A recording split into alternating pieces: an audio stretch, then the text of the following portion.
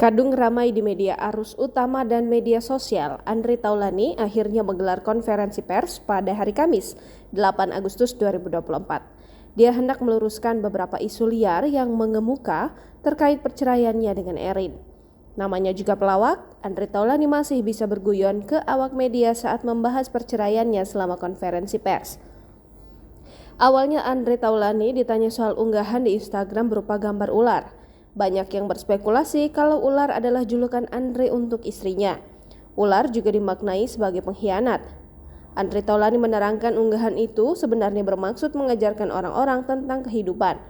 Saat disinggung seperti apa kehidupan yang dimaksud di momen ini, Andre baru bercanda. Seperti itu, that's life, kata Andre tanpa menjelaskan maksudnya. Dia bilang kehidupan itu seperti ini. Seperti apa sih yang menurut Bang Andre? Seperti itu. Seperti apa Bang Andre? Ya